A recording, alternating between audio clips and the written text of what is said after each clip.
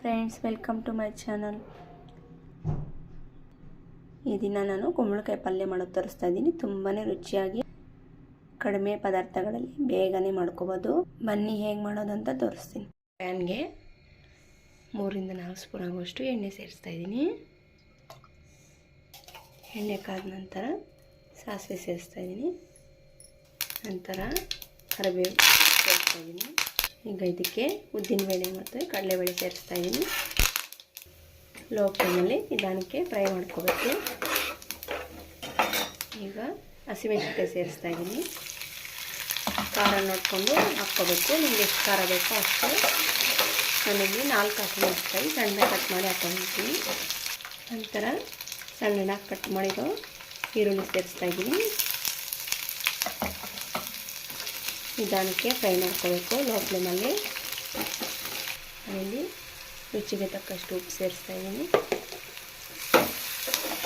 ಈಗ ನಾನಿಲ್ಲಿ ಸಣ್ಣದಾಗಿ ಕಟ್ ಮಾಡಿರೋಂಥ ಒಂದು ಟೊಮೊಟೊ ಸೇರಿಸ್ತಾ ಇದ್ದೀನಿ. ಟೊಮೊಟೊ ಚೆನ್ನಾಗಿ ಫ್ರೈ ಮಾಡ್ಕೋಬೇಕು.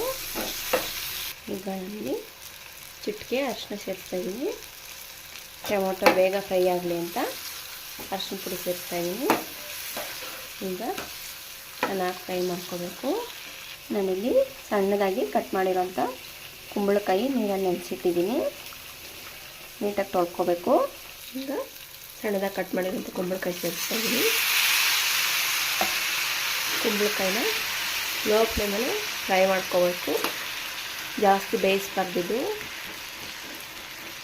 ಬೇಗ ಬೆಂದ್ಬಿಡುತ್ತೆ. ಇದನ್ನ ಒಂದು 5 ನಿಮಿಷ ಬೇಯಕ್ಕಿಡೋಣ. ಈಗ ನಾನು ಇದಕ್ಕೀಗ ಸ್ವಲ್ಪ ರುಚಿಗೆ ಅಂತ ಅಚ್ಚಕಾರದ ಪುಡಿ ಸೇರಿಸ್ತಾ ಇದ್ದೀನಿ. ನೀವು ಹಸಿಮೆಣಸಿನಕಾಯಿ ಹಾಕಿರ್ತೀರಲ್ವ, ನೋಡಿಕೊಂಡು ಹಾಕ್ಕೋಬೇಕು. ಅರ್ಧ ಸ್ಪೂನ್ ಹಾಕಿದ್ದೀನಿ ಅಚ್ಚಕಾರದ ಪುಡಿ.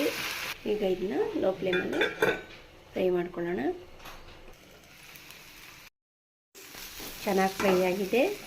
ಈಗ ಇದಕ್ಕೆ ತೆಂಗಿನಕಾಯಿ ತುರಿ ಸೇರಿಸ್ತಾ ಇದ್ದೀನಿ. ನೋಡಿ, ನೀವು ಬೇಕಾದ್ರೆ ಹಾಕ್ಕೋಬೋದು, ಇಲ್ಲಾಂದರೆ ಇದು ಆಪ್ಷನಲ್ಲು. ರುಚಿಯಾಗಿರುತ್ತೆ ಅಂತ ನಾನು ಸೇರಿಸಿದ್ದೀನಿ. ಕೊನೆಯದಾಗಿ ಕೊತ್ತಂಬರಿ ಸೊಪ್ಪು ಸೇರಿಸ್ತಾ ಇದ್ದೀನಿ.